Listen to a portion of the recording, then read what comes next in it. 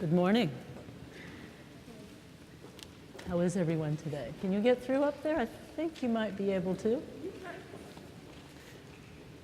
It's kind of hard to get around our church this morning with things set up differently, isn't it? Yes. So we'll wait just a minute till our new friend joins us. So how's your week been? Good. Busy? Busy lately? Getting ready for Christmas? Say that. Okay.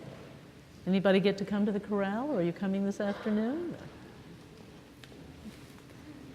Thank you for taking all that effort to join us. Welcome. Well, does anybody remember what season we're in right now? Advent, right. Do you remember what Advent is? A little bit? We're waiting for something. We're waiting for Christmas. And what's Christmas? The birth of Jesus.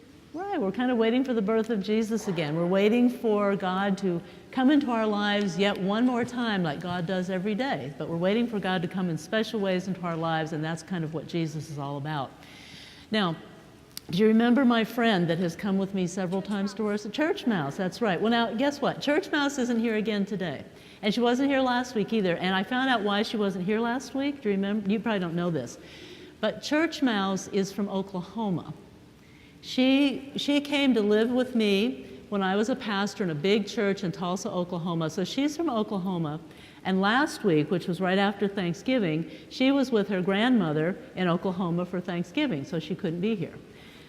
Now, she's back home because I've seen her, but she also isn't here this morning, and I think the reason why is she was here last night really, really late. Do you have any idea why? Corral.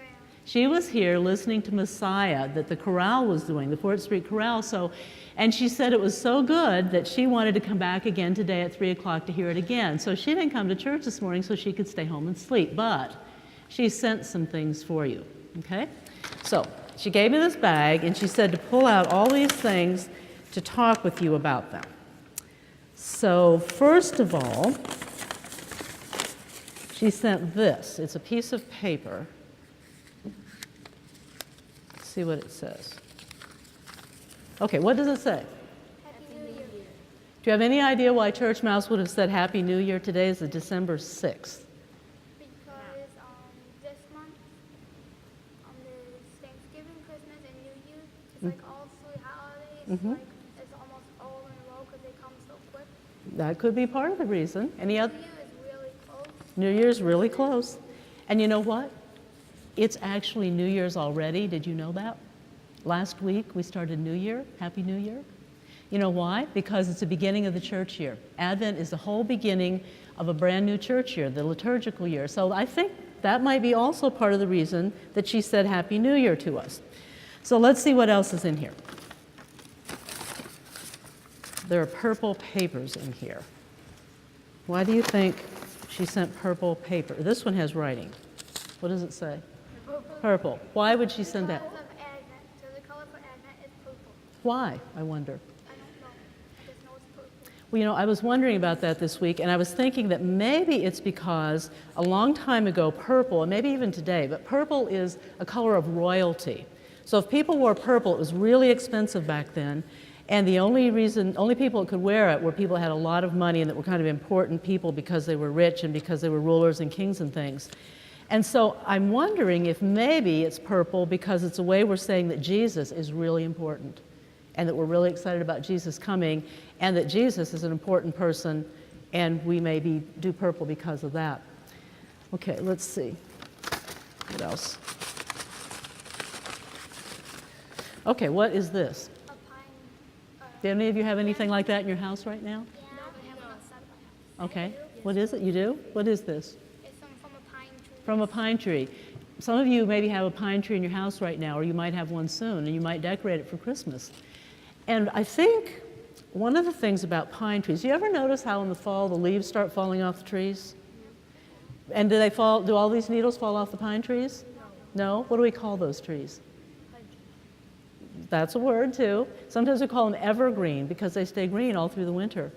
And it's a way of saying to us, when we use this kind of as a symbol at Christmas with the green, and we use the green to make wreaths, it's a way of saying that God's love is forever. God's love is always and forever. It's always there for us no matter what. So green sometimes can help us remember that, and particularly evergreen, that always has, it never loses its leaves. It has these needles, and they stay green all the time, kind of reminding us of the constancy, the always, always of God's love.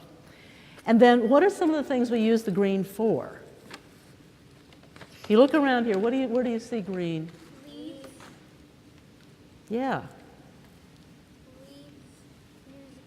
We take there's people who know how to That's a, take pine trees mm-hmm. and some pine trees and make them into a leaf and you hang them. Mm-hmm. And that's a really big one, isn't it? And then we have some others that are not as big, but we have a lot in here. And there's another big one back there. What shape is the wreath? Circle. You know, if you look at a circle, if it's a real circle, you really can't find a beginning and an end. It just keeps going around, and you try to find it, it just keeps going around. And again, it can be a symbol of God's love, that God's love just keeps going and there's no end to it. It just keeps going and going and going. So that's another thing that I think is a symbol for us for Christmas, or for Advent and Christmas, to remember that God's love is constant. So let's have a prayer together, and then you can go downstairs. God, thank you for this Advent season, this time of waiting for you to come into our lives in brand new ways. Thank you for reminders that your love is with us always and never has an end. Thank you for reminding us in lots of ways how important you are and how you make a difference in our lives. Be with us this week and this season as we prepare for you to come to us in new ways. Amen. Thanks for coming today.